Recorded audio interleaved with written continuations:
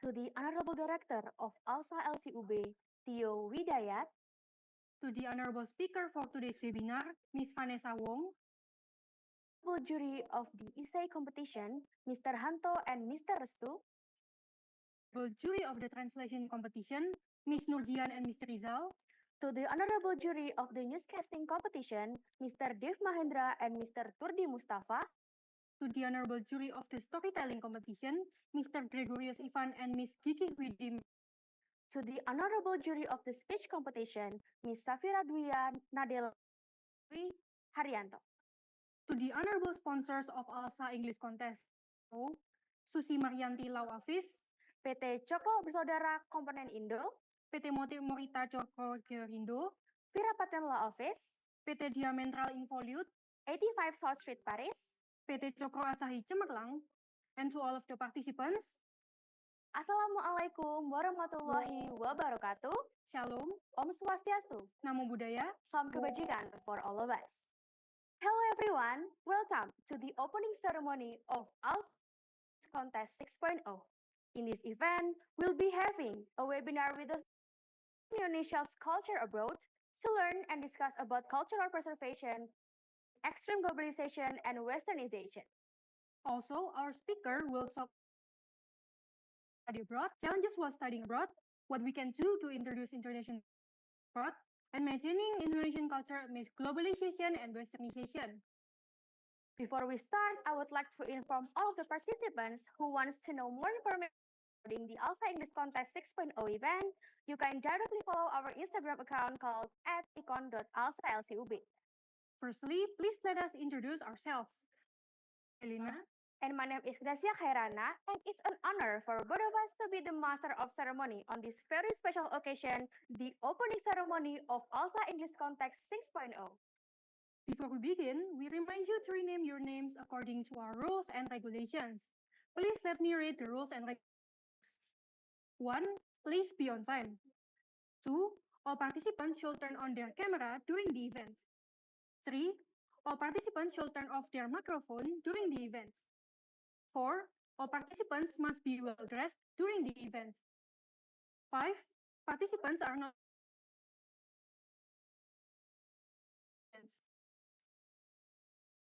6. Do not leave Zoom meeting during the event. 7. All participants are allowed to ask in the questions and answer session by typing their name or inside the text box and wait for the moderator to confirm. 8. Use this format for your name, for comedy, underscore name, for participants, icon underscore name, and for ALSA LCUB underscore name. All right, thank you to all the participants who had changed their name according to the rules and regulations. And please turn on your camera if there isn't any disturbance around. Thank you. Before we begin this event, let us pray in accordance with our trust respectively, and may God make this event rewarding for all of us. Prayer starts.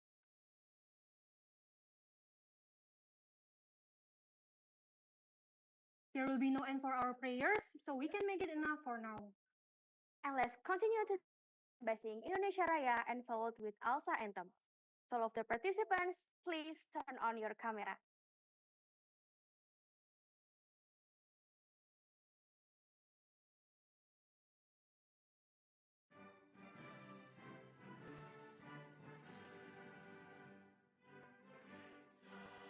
Recording in progress.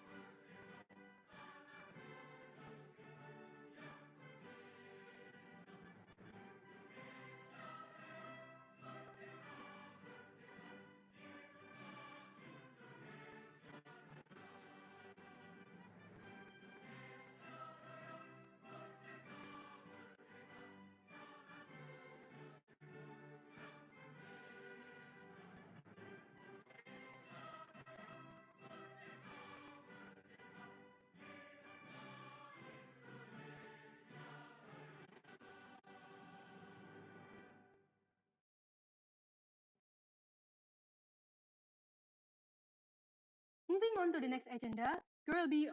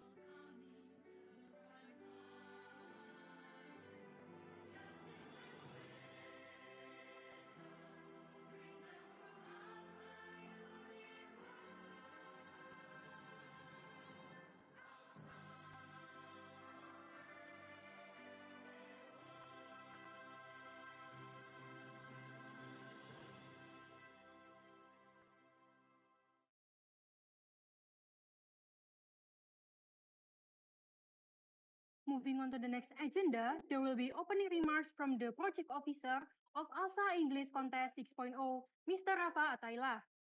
For Mr. Rafa, the time and place are yours.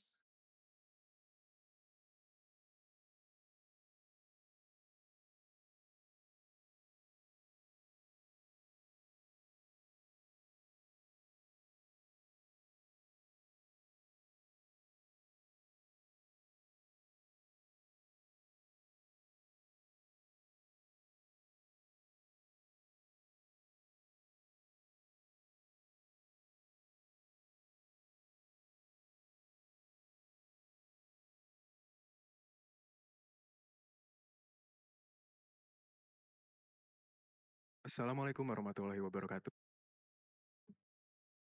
Om Swastiastu. Yeah. Ladies and gentlemen, Tio Widayat as the director of our honorable speaker, Ms. Vannesa Wong, distinguished judges, esteemed participants, and honored guests. It is with great pleasure and immense pride that I welcome to the ALSA English Contest 6.0. As a project officer, I'm more than thrilled to see such a vibrant assembly of talented individuals through the beauty of English language. The ALSA English Contest has always been more than just a competition.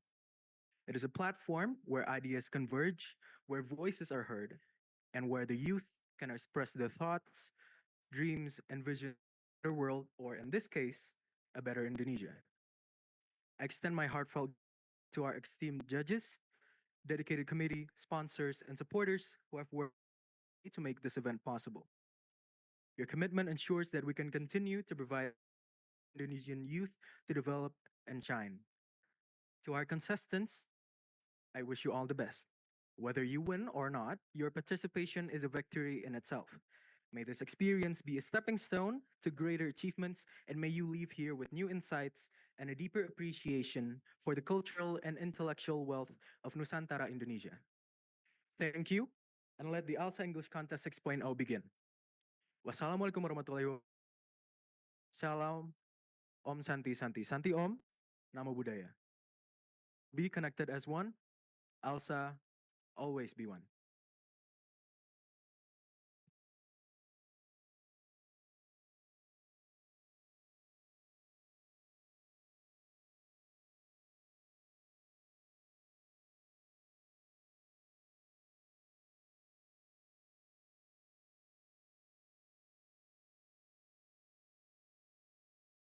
Thank you, Mr. Rafa. Next, we will have an opening remarks from Tio Widayat as the director of ALSA Local Chapter Unas Brawijaya. To Tio Widayat, the time are yours. Can I have a moment, please? With that.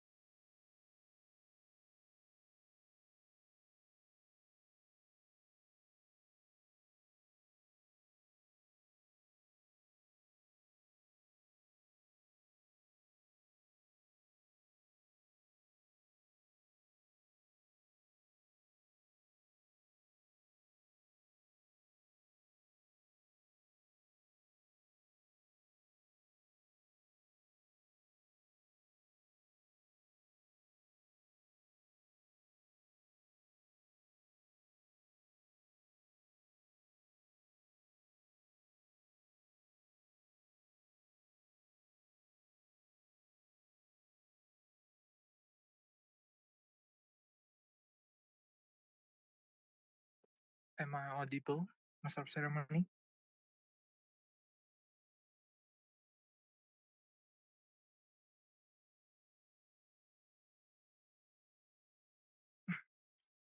Sorry, am I audible? Okay. Assalamualaikum warahmatullahi wabarakatuh. Shalom, Om Swastiastu, Namo Buddhaya. Salam bajikan untuk kita semua. The Honorable Miss Vannesa as a speaker today, and all the judges from all branches, ALSA English Contest 6.0. First of all, I would like to say thank you to all the sponsor and also the stakeholders that support this ALSA English Contest 6.0 to hold successfully. And also, I would like to say thank you to my brother Rafa Atayla as a project officer, and also all the committees that full support in ALSA English Contest 6.0. I hope this ALSA English Contest can hold successfully, and I would like to say good luck and Godspeed to all the delegation of all branches ALSA English Contest 6.0. That's all from me. Thank you. Assalamualaikum warahmatullahi wabarakatuh. Shalom, Om Santi Santi Santi Om. Namo Buddhaya. Together we'll be connected as one. ALSA, always be one.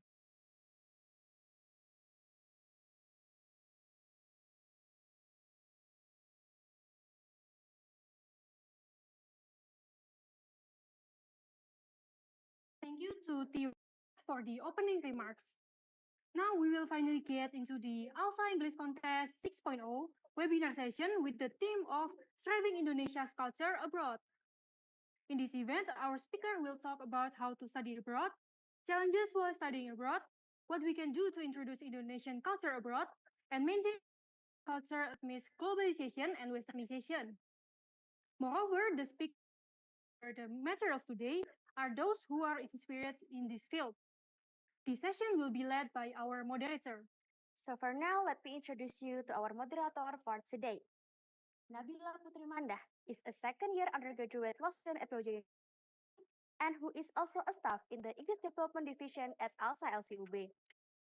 has many amazing experience and honors, including Nabila is the person in charge of ALSA International English Competition 2024, delegate of Brawijaya official delegation Lyon Moon in Lyon, France 2024. Also, Nabila achieved the Best Delegate Award as of Canada in the UNHRC Council 2024.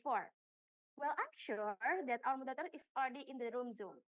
Hi Nabila, how are you Nabila? Hello, Chia. Thank you. I'm good. Okay, that's so wonderful. So, without any further ado, let us move on to our next agenda and moderator. So, Nabila, the time and stage are yours. Okay, thank you so much, Master of Ceremony, for the warmest welcome. Good afternoon, everyone. My name is Nabila Putrimanda, and it is such an honor for me to be here with you today. Thank you for joining me in the webinar sessions of ALSA English Contest 6.0. We will now be having a webinar session, which will be explained by the expertise in their field, of course, to discuss about how to study abroad, challenge while studying abroad, what we can do to introduce Indonesian culture abroad, and also maintaining Indonesian culture amidst globalizations and westernizations. So please be aware with me and let me introduce you to our speakers for today. Miss Vannesa Wong is an Indonesian abroad student of University of Western Australia, majoring in business analytics and enterprise and innovations, and currently a third year student pursuing a bachelor's degree in commerce. Miss Vanessa has many spectacular experience, such as being a head creative Serenata 2024, which is an Indonesian charity concert in Perth, a volunteer for Indonesian Chamber of Commerce 2023 Entrepreneur Summit, Indonesian representative at the cultural exchange event in Perth, Western Australia. And also, she is very actively participate in many Indonesian events in Perth. Good afternoon, Ms. Vannesa Wong. Welcome to the webinar sessions of opening ceremony ALSA English Contest 6.0. How are you today? Hi, Nabila. Thank you so much. I'm good today. How are you? I'm good. Thank you so much. Wonderful. Would you mind telling us about your recent work or activity nowadays before we get into our main session? Yeah, of course. So as you mentioned before, I'm a third year student studying business analytics with enterprise and innovation. So I'm currently studying, and also I have a part-time job here to fund my living expenses here as well. Yeah. Oh, very cool. Very, very cool. These are the students you also have a part time. So I wish you good luck with all your works and goals. So now, without any further ado, let us get to our message. So one is yours. Thank you so much. Thank you so much, us team, for having me here today as well. But before we start, I just want to know how many of you here are interested in studying abroad. Can you all please raise your hand if you're interested in studying abroad? Okay, there's quite a few. Okay, there's quite a lot actually. Amazing. Okay, so today I'm so excited to share a bit of my experience and give you guys some tips on studying abroad. And I hope this will help and can give you an overview of what it's like to study far away from home. Um, Before diving into the main topics, I'd like to introduce all of you to Perth and UWA. So, Perth is the capital city of Western Australia and is not as crowded as Melbourne or Sydney, but Perth is known for the home of quokkas and also the wonderful nature here. It has one of the best beaches in the world. Now, UWA, where I am pursuing my studies, is ranked 77 worldwide and is among the top universities in Australia.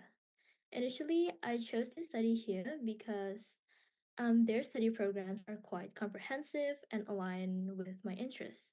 Even though I am enrolled as a commerce student, I can Also, study other subjects like art, agriculture, and more as an elective.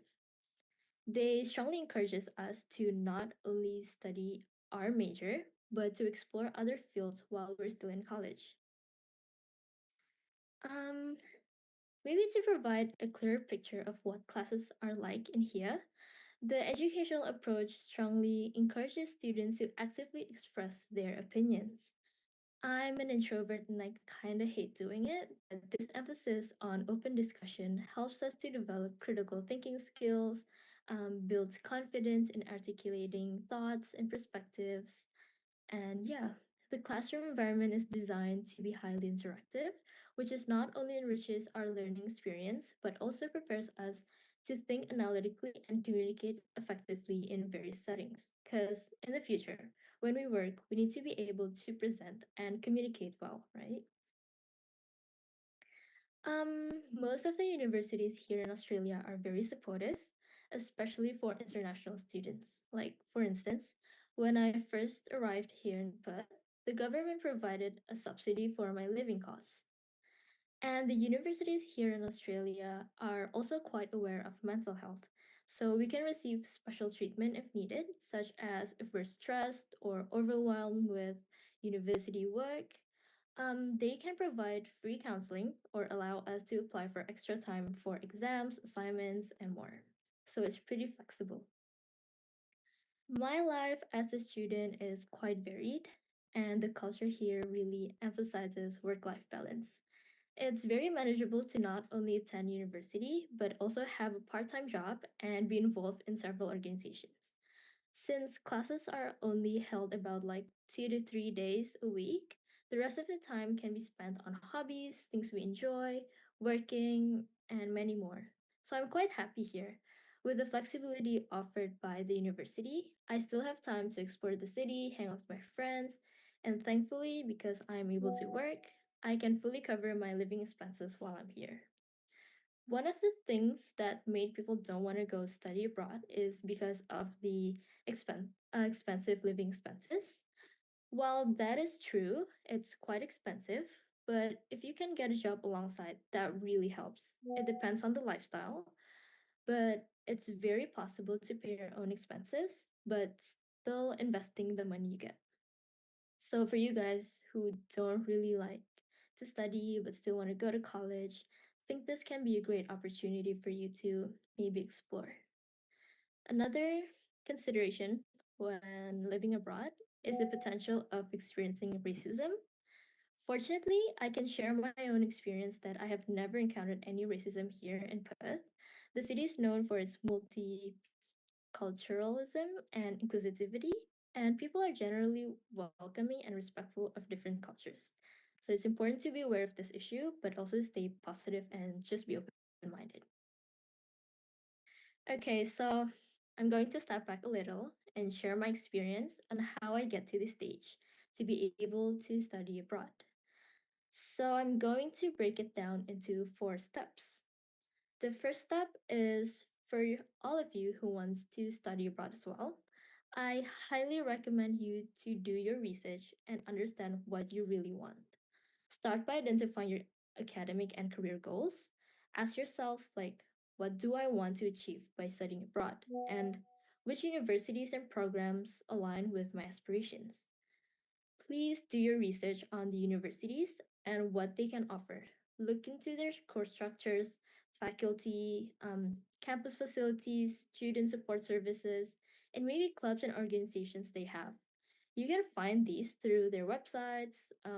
They have virtual tours as well, social media, or maybe any educational expo.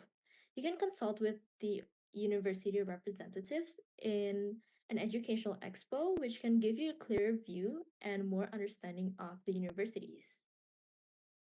Now, it's equally important to know yourself as well. Assess your strengths, weaknesses, and preferences. Do you thrive in a large city or a smaller town? Are you comfortable with a specific climate?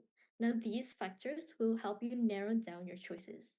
Like, for instance, if you thrive in a large city and you want to learn new languages and you also want to develop your work culture, maybe you can do your research to go to China or if you're interested in agriculture, you can study in Australia as they have the best agriculture program. So, knowing yourself what you want is very important before deciding on where you want to go. Once you have a clear understanding, make a plan. What are the universities you want to apply to? Create a timeline with key milestones such as application deadlines, scholarship opportunities, and also their visa requirements. Having a well structured plan can keep you organized and also stay focused. Now, moving on to step two. After identifying your target universities and programs, the next step is to prepare and submit all required documents. This typically includes transcripts, which need to be translated, recommendation letters, a personal statement, and also definitely proof of language proficiency. You can take IELTS or TOEFL as proof of language proficiency, but double check on what your desired universities accept and also their minimum score. I took IELTS back then and I've studied it since 10th grade so that when I get to the 12th grade, I'm fully ready to take the test. And I highly recommend you guys to start early as well. If you guys are in the 12th grade now and haven't prepared anything for IELTS or TOEFL, I still think it's possible for you to pass, as I think it's very manageable, especially all of you here are in an English competition, so you should be fine. Now, not all universities need a personal statement, but if they do ask you for it, your personal statement is a critical component. Use it to showcase your academic achievements, extracurricular activities, and also your future goals. Highlight what makes you a unique candidate and why you're passionate about the chosen field of study. Now, keep in mind that you really need to tell what makes you different from other candidates. You may have high academic scores or have won this, but believe me, there's some candidates have achieved the same thing as you. Now, what makes you different from them? Why do they need to accept you rather than them? That's what you need to include in your statement. Gathering recommendation letters can also be time consuming, so start early. Reach out to teachers or mentors who know you well and can speak to your abilities and character as well. Lastly, make sure your transcripts are up to date and meet the university's requirements. If you need translations, ensure they are done by certified professionals as well. Now, step three, after you have done all of the hard parts earlier, you just need to wait for the result of your application. Once you've received your acceptance letter, the next crucial step is applying for a student visa. Now, this process is quite easy. Each country has specific visa requirements, so it's essential to check the details on the official immigration website of your destination country as well. Prepare all necessary documents, which typically include your acceptance letter, proof of financial support, and definitely a valid passport. Some countries may require a health checkup or a police clearance certificate as well, but it all depends on the country. Submit your visa application well in advance, as processing times can vary. Keep track of your application status and be prepared for an interview if it's required. Now, step four, last step. With your visa in hand, it's time to prepare for departure, the fun part. Start by arranging your accommodation. Most universities offer on-campus housing, which is a convenient option for international students, especially if you're in your first year. This is a good opportunity for you to make your first friends here. This happened to me when I first came here with one of my friends. We didn't know anybody here in Perth, but because we live in on-campus housing, it helped us make our first friends. And they have a very nice community, so it's very easy to blend in with them. Alternatively, you can look for off-campus housing as well, but just make sure it's safe and accessible. Next, make a packing list, include essential items such as clothing, personal hygiene products, important documents, any medications you need. And don't forget to pack a few items that remind you of home, maybe some photos and stuff. This can be comforting during times of your homesickness. But don't overpack as well. And also, check what you can bring or not to the country. Otherwise, you'll get in trouble in customs and you don't want that to happen. Um, when you have time, just when you have time, research the local culture and what you can explore. Understanding these can help you adapt more easily and avoid cultural misunderstandings. And most importantly, have fun while you're studying abroad. Now, here's a pro tip. Navigating the application process from the beginning till the end can be very overwhelming, but you don't have to do it alone. Consider finding an educational agent who specializes in study abroad programs such as Czech Study, AUG, or many more. There's so many options here in Indonesia. They are free of charge and can provide valuable guidance, help you with paperwork, and offer some insights into the best options for your needs. They'll help you make sure you don't miss anything out. So, if you can, I highly recommend you to just use an agent. Now, while this journey is incredibly rewarding, it's not without its challenges. When I first got here, one of the challenges is adapting to a new culture. When you move to a new country, everything from the food to the social norms can be different. This cultural shift can be overwhelming at first. The key to overcoming this challenge is to be open-minded and willing to learn. Embrace the differences and see them as opportunities for growth. Try new food, participate in local traditions, maybe engage with people from different backgrounds. Because when you study abroad, you'll meet so many international students from around the world. Like, for instance, in Australia, I noticed a more laid back and informal approach to social interactions. Like, you know how we always say ka, pa, bu to anyone older than us, right? But here in Australia, we just say their name. They don't care if there's any age gap, just call them by their name. And don't forget to ask questions, don't be afraid, and seek to understand their culture as well. This curiosity and openness will help you adapt more smoothly and enrich your experience. Another significant challenge is the language barrier. If you are fluent in English, you might still find that understanding local accents and slangs can be difficult. Like in Australia, for example, you'll come across a lot of unique slang terms like arvo for afternoon, breaky for breakfast, or barbie for barbecue.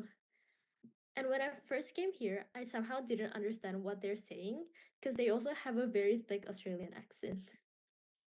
To improve your language proficiency, consider joining clubs and social groups where you can practice speaking in a relaxed environment. And like I mentioned earlier, how the classes here encourages open discussions, which also helps us to get used to speaking in English and presenting in a professional way, which can improve our language proficiency. Maybe engage in conversations, listen to local radio stations, and watch local TV shows or movies can also help. This will not only help you get used to the accent, but also familiarize you with the local expressions. The next challenge is academic challenges, like adjusting to different teaching styles and managing your academic workload can also be challenging. You might find that the You might find that the teaching methods in your host country, like for me in Australia, are very different from what you're used to in Indo. For example, there might be a greater emphasis on independent learning and also critical thinking. To overcome these academic challenges, it's important to develop good time management skills. Create a study schedule that balances your study with other activities as well. I use tools like planners or calendars to keep track of assignments and deadlines. And don't hesitate to seek help from your professors and tutors as well. They are there to support you and can provide valuable guidance. This was my mistake at the very beginning of uni, where I was just too scared to ask my tutors, as I just thought this was very simple, I shouldn't have asked this. But no, there's no such thing as a dumb question. Everyone here is at the same level as you, and you don't need to be afraid to ask. They can really help you. Um, they can really help you navigate things here. Another thing is that you can join study groups as well, because that can also be beneficial, as you can learn from your peers and also gain different perspectives on the material.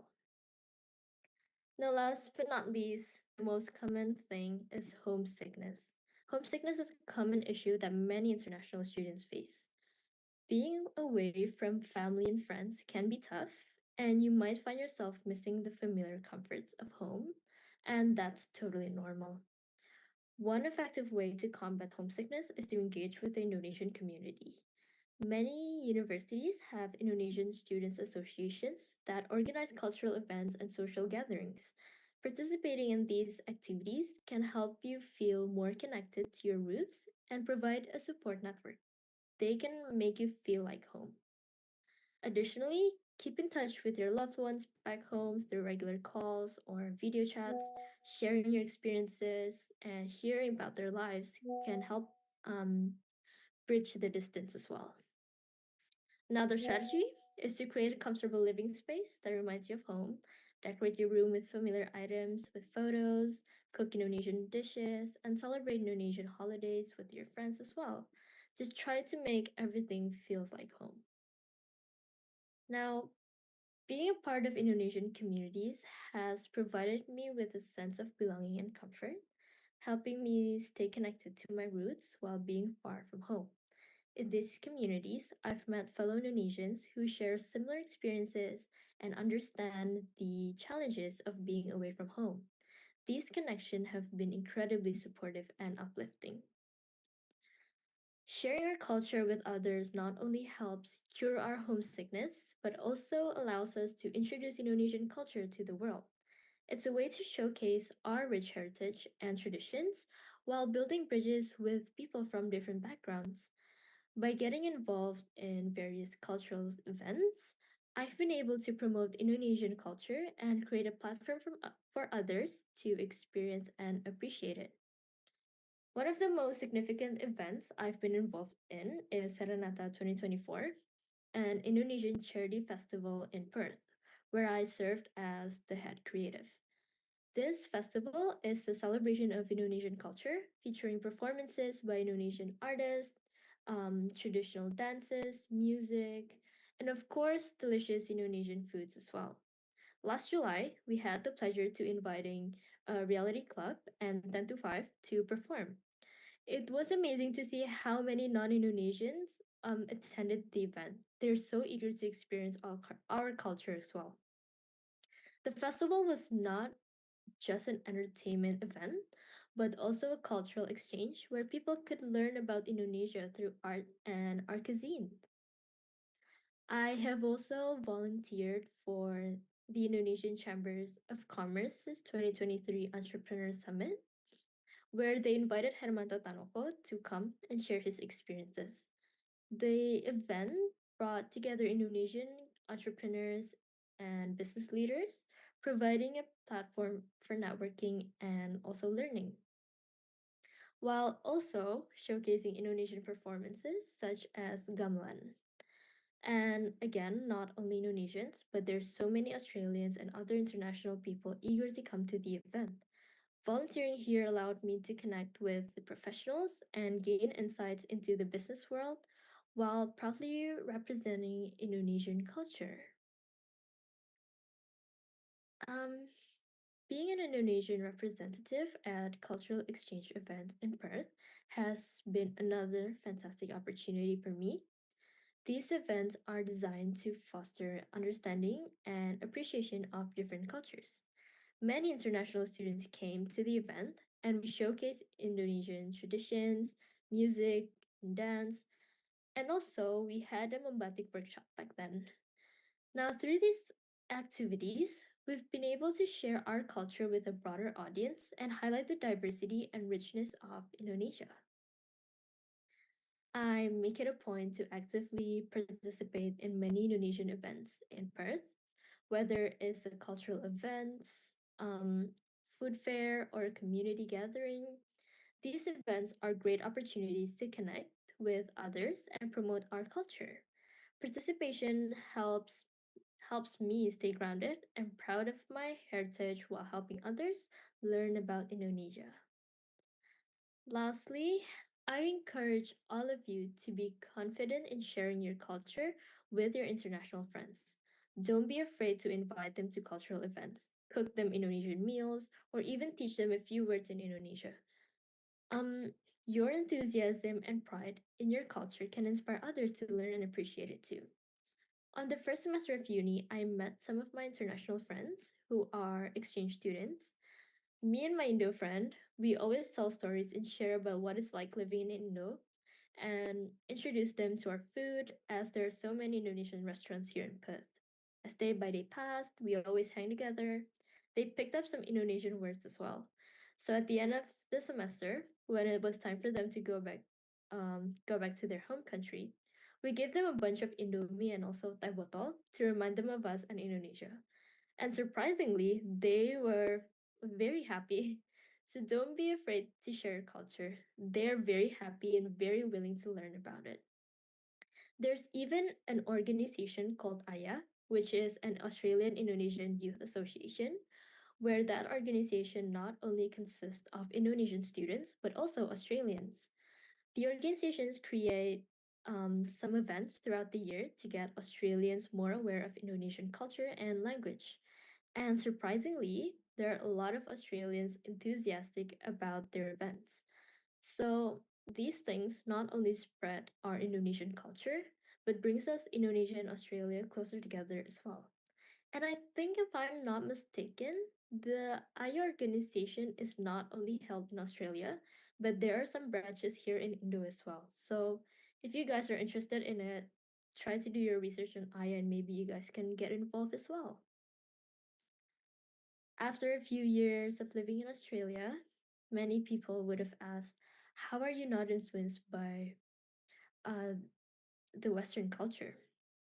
As we navigate the globalized world, it's crucial to stay connected to our roots while embracing new experiences.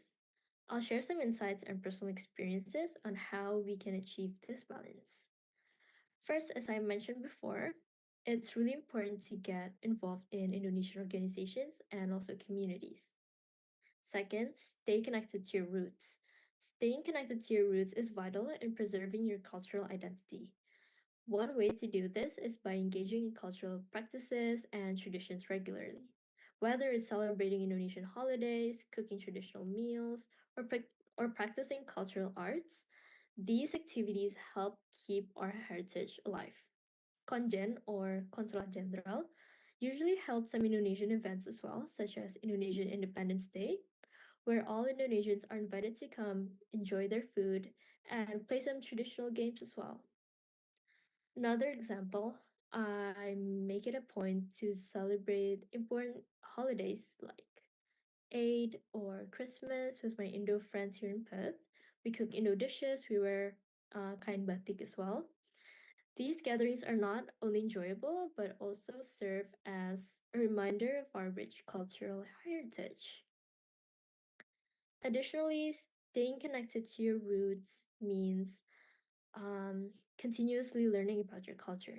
To stay updated on what's going on in Indo, I still follow some Indonesian media to get me updated, and sometimes Australian news also covers what major things are currently happening in Indo.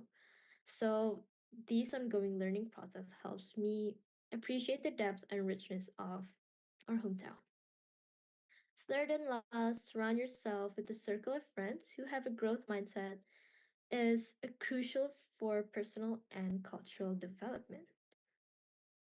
These friends can inspire and motivate you to embrace your culture while also encouraging you to learn from other cultures as well.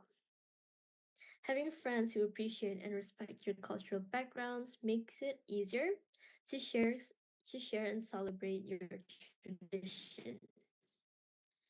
They can participate in your cultural events and even learn from them as well, creating a mutual exchange of knowledge and appreciation.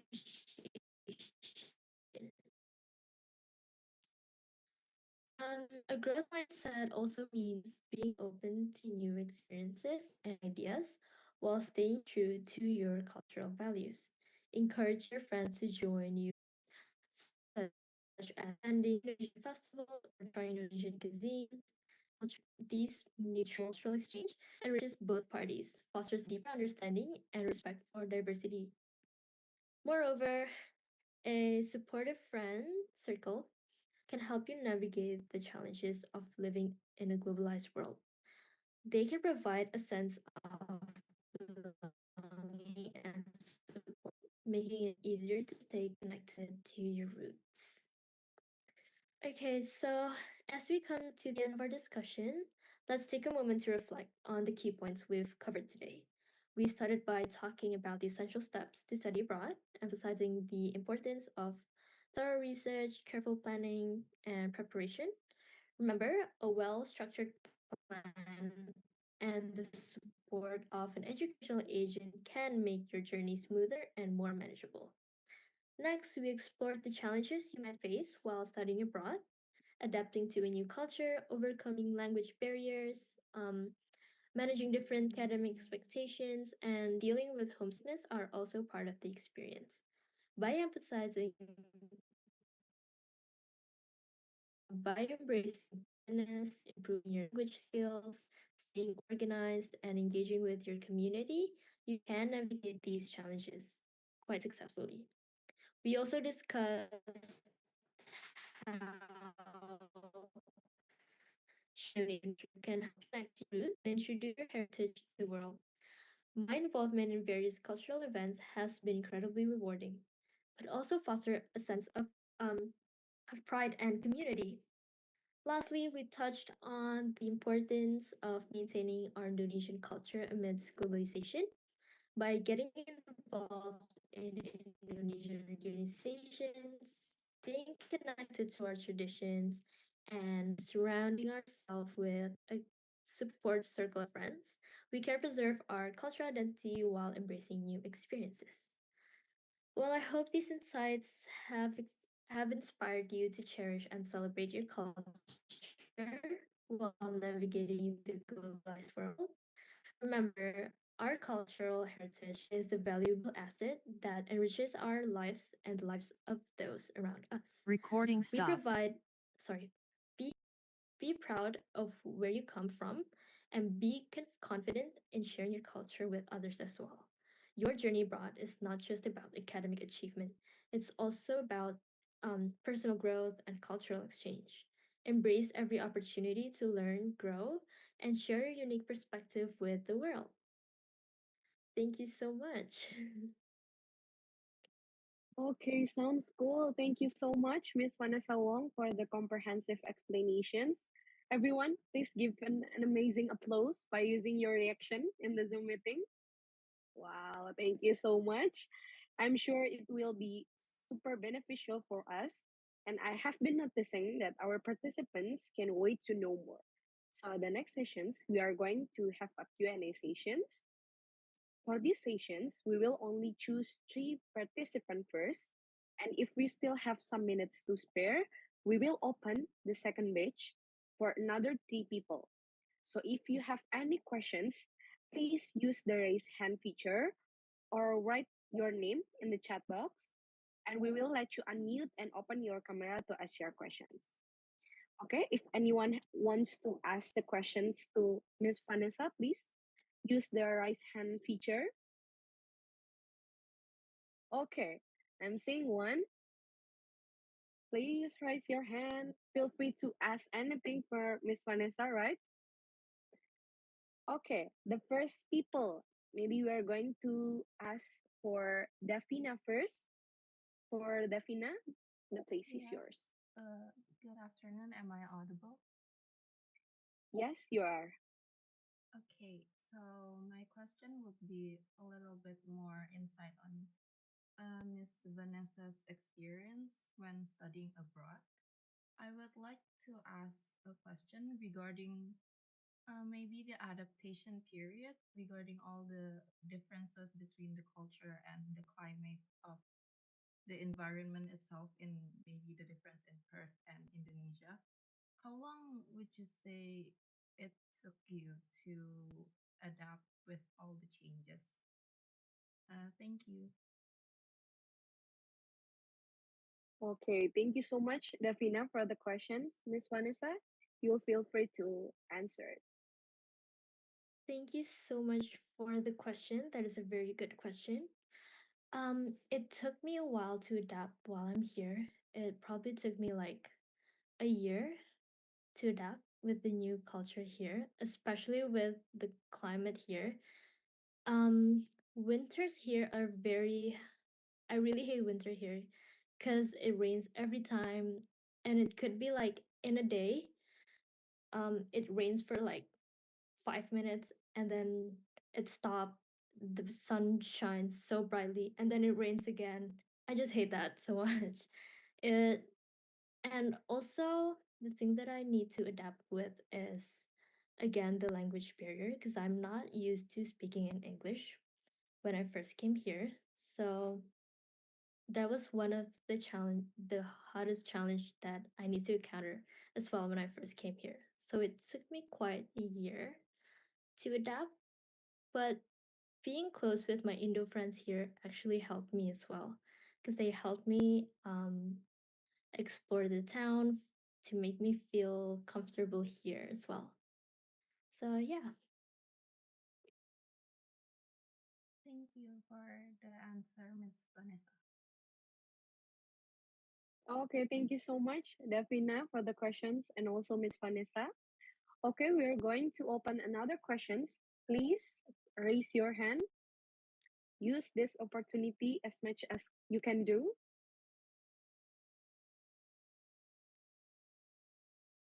Okay, we're seeing one person. If there is anyone who wants to ask, please use the raise hand feature now. Okay, there's another one. Okay, we will finish this batch first. So, Jasmine, please, your time.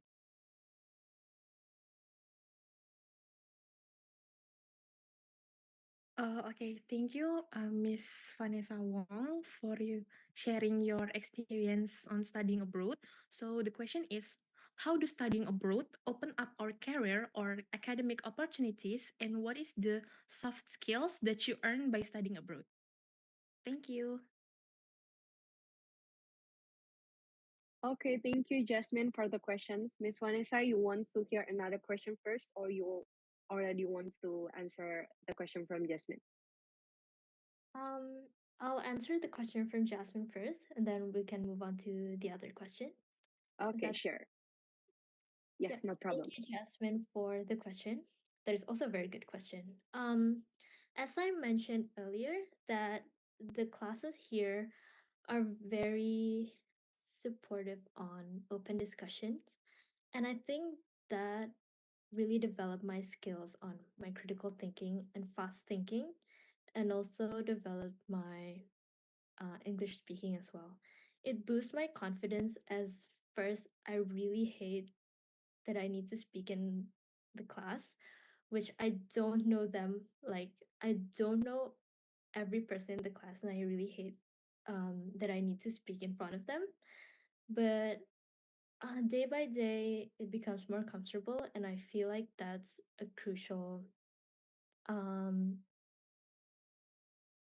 a crucial skill as well for us to be able to do that. Because in the future work, we should be able to express our opinions, we should be able to communicate effectively, and also present in confidence as well. So that actually boosts me. And also, um, there are some organizations here as well that I joined, like UWA Consulting Society, which helps me learn more about consulting skills. It helps me develop my problem thinking skills as well. And universities here have a lot of organizations they can provide. Like, I'm interested in consulting, that's why I joined consulting clubs. And if you're interested in like agriculture or arts, they um they can provide you with some critical skills that you need before going to your future career. And also they can connect you with the industry professionals as well, if that makes sense.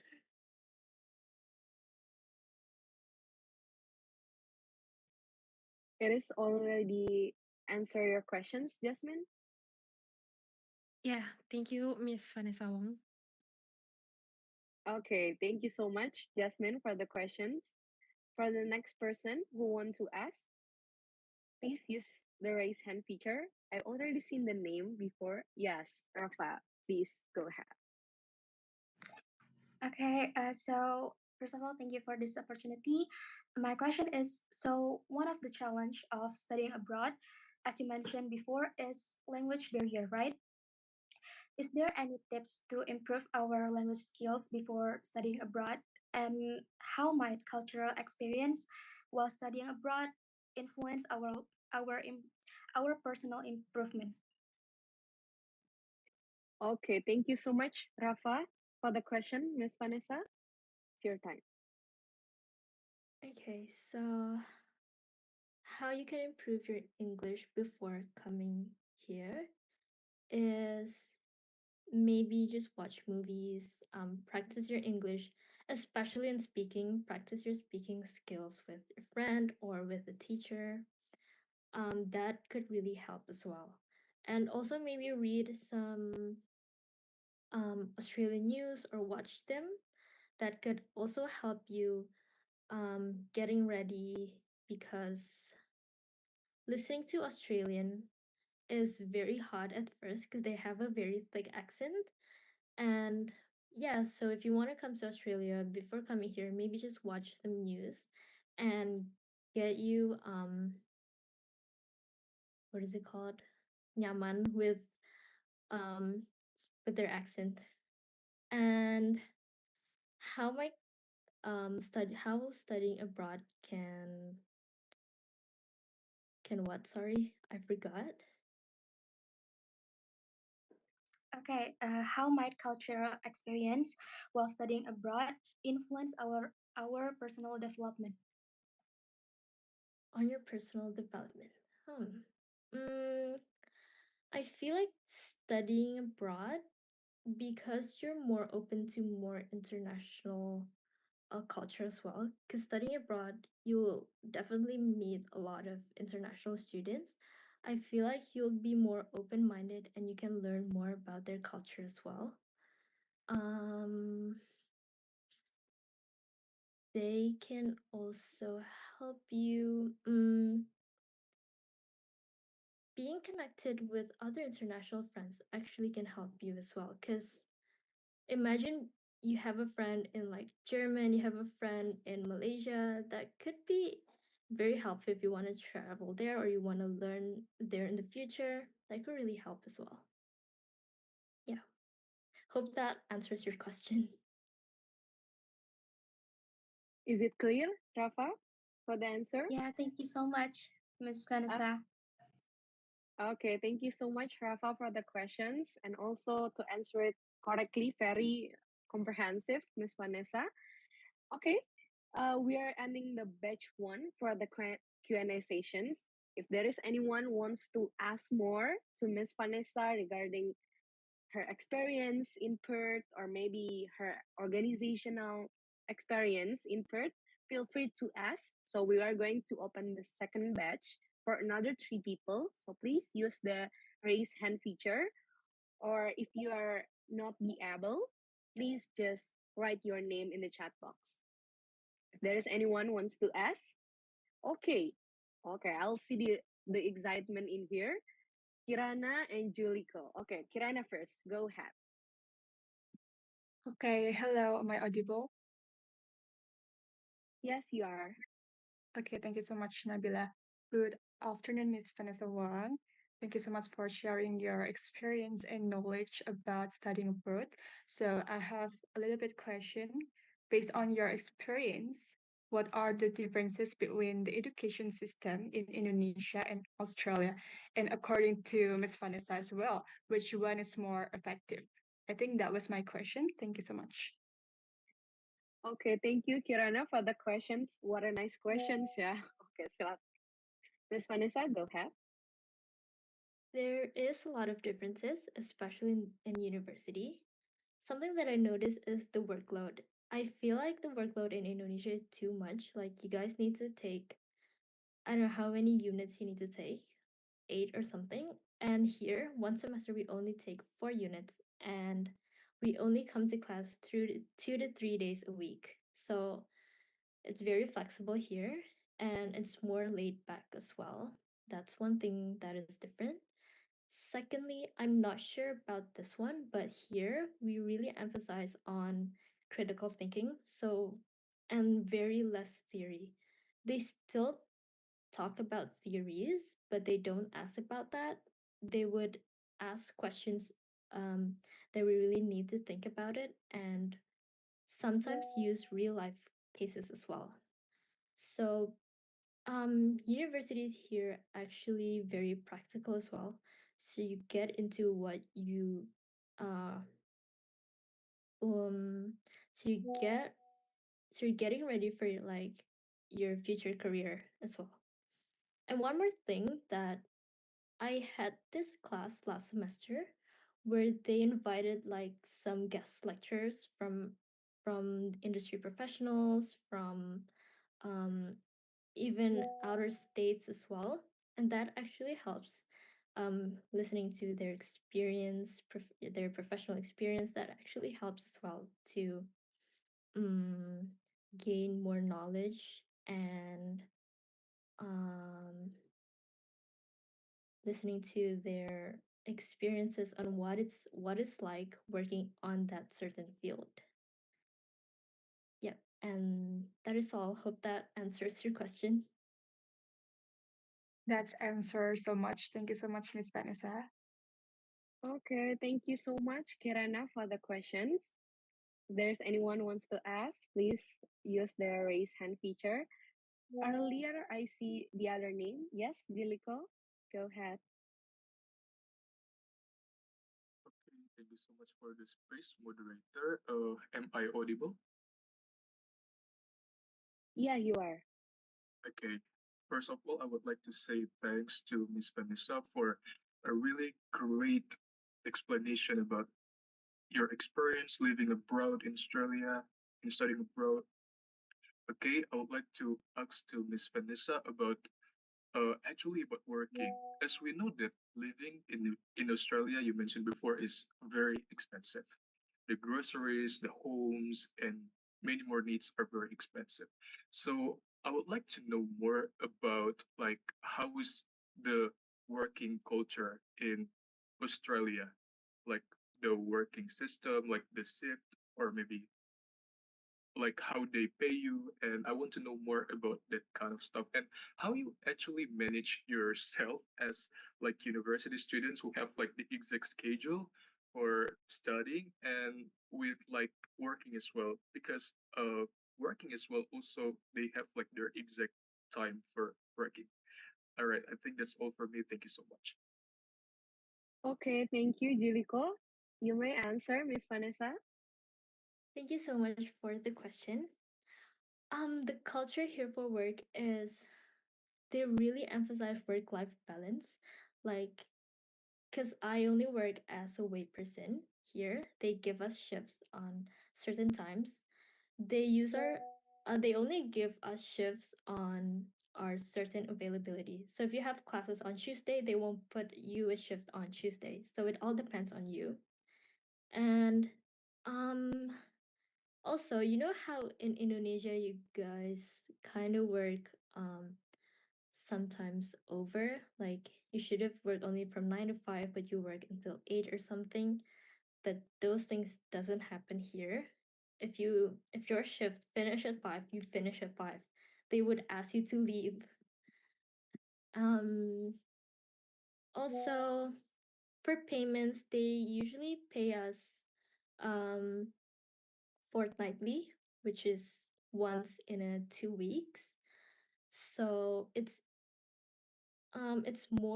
easier to manage your money if it's like that, um, rather than giving a big bunch at the end of the month, if that makes sense. So, as I mentioned earlier as well, because uni is only like 2 to 3 days a week, you still have time to work. And the government here restrict us to only work for 24 hours a week. So you can't be working more than 24 hours as a student. So that also helps us manage our time easier, I think. Yeah. Hope that answers your question. Yes, that's very comprehensive, Miss Vanessa. Thank you so much. That's very helpful. Okay, thank you so much, Jiliko, for the nice questions. Okay, maybe the last person. If there's anyone to ask, please use the raise hand feature or maybe write your name in the chat box. Anyone? Okay, seeing none, we are continue to our session. So thank you very much for the incredible questions from the participants.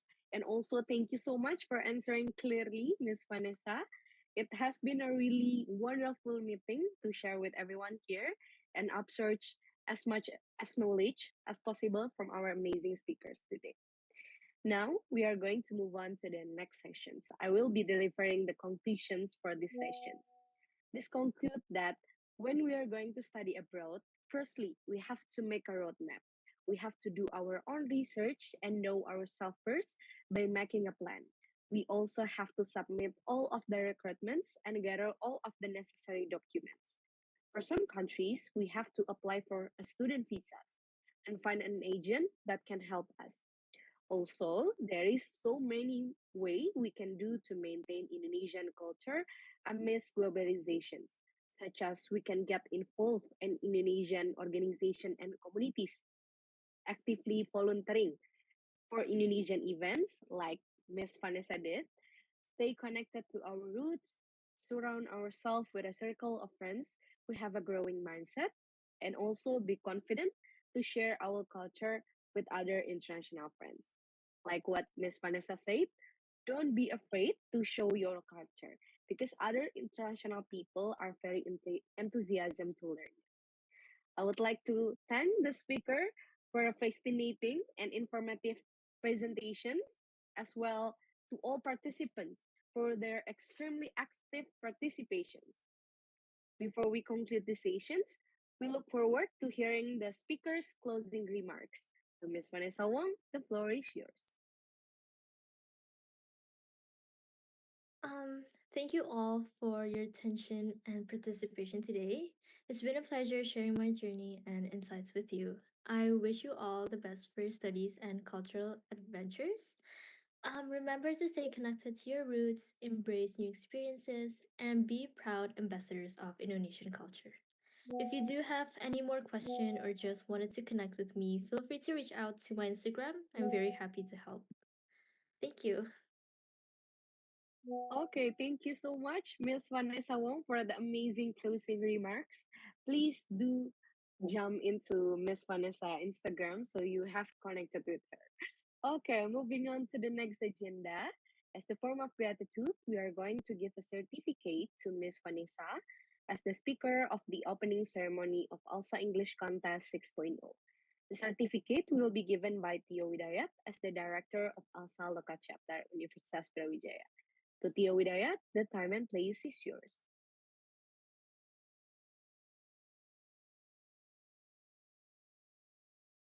Okay, thank you.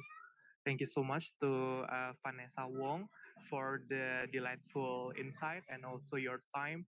I hope your insight can be meaningful to our delegation. Thank you so much once again. Okay, thank you so much, Tio Widayat. Also, our genuine gratitude to Ms. Vanessa Wong, who had delivered such an amazing sessions and gave us new insight. Once again, thank you so much, Ms. Vanessa, for the presentation. I would like to apologize if there are any mistakes from me as a moderator during these sessions. My name is Nabila Putrimanda, and that's all from me. Thank you. For the next agenda, I will pass the floor to the Master of Ceremony. Thank you.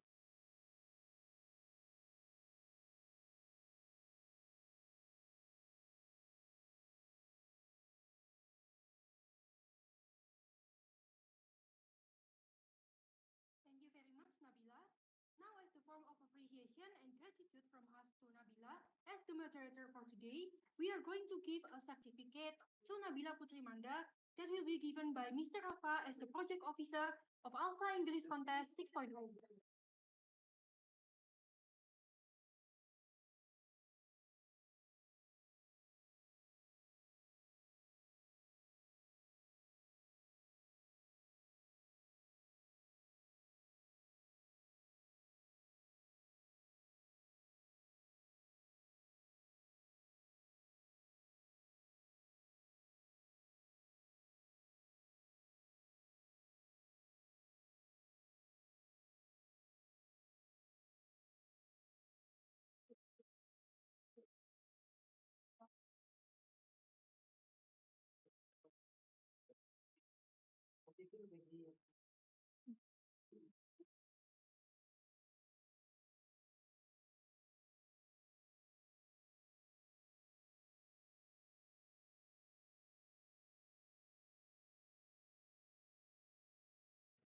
Am I audible?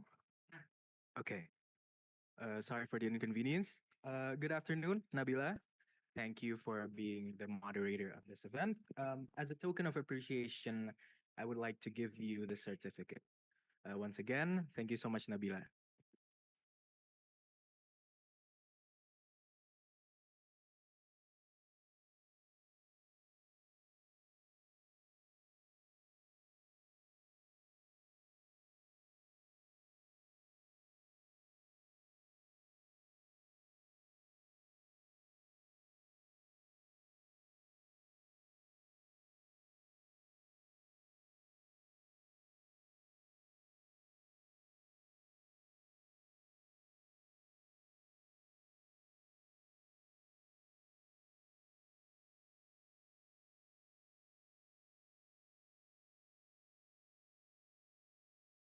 Before the event is over, let me remind you once again about the ALSA English Contest, which will begin in the following week. To all the participants who had registered themselves to join the competition, don't forget to prepare the best for the battle and pay close attention to the rules and regulations of the competition. We wish you the best of luck for the competition. Lastly, we would like to say our gratitude to ALSA English Contest 6.0 sponsors. Thank you to Susi Marianti Law Office, PT Cokro Bersaudara Komponen Indo, PT Morita Cokro Kiarindo, Vira Patent Law Office, PT Diametral Involute, 85 South Street, Paris, and PT Cokro Asahi Cemerlang. I would also like to inform all of the participants who want to know more information regarding the ALSA English Contest 6.0, you could directly follow our Instagram account called @icon.alsalcub. Before ending our event today, let's take a picture with our speaker. To all of the participants, please turn on your camera if you are able to do so. To the technical team, you may lead this documentation session.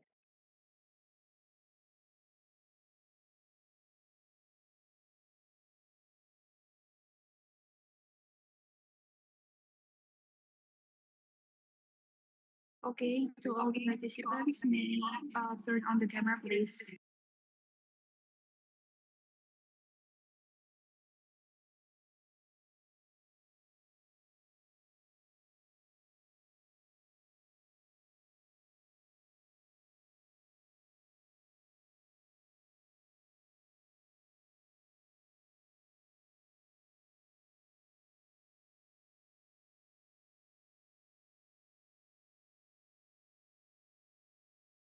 Okay, so the participants, 1, 2, 3.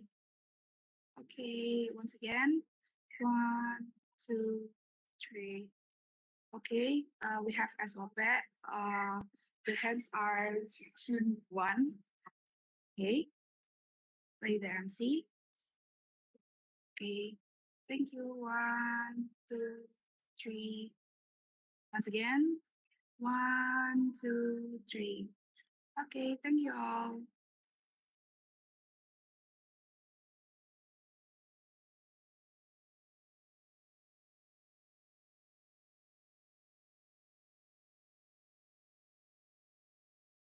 Okay, thank you, Miss Vanessa Wong, for your time and knowledge that you've shared with us today. I hope we meet again soon. All right, unfortunately, that was the end of ALSA English Contest 6.0 opening ceremony. Thank you to Miss Vanessa Wong as the speaker of ALSA English Contest 6.0, who had been delivering the new knowledge and lessons comprehensively. Thank you, Nabila, as the moderator for today, and also to all of the participants who have attended this event and been so enthusiastic during the whole session. We would like to apologize if there are any mistakes in leading these events. Good luck to all of the contestants for the competition and see you next time. Wassalamualaikum warahmatullahi wabarakatuh. Shalom. Om Sati Santi Om. Namo Buddhaya. Salam kebajikan.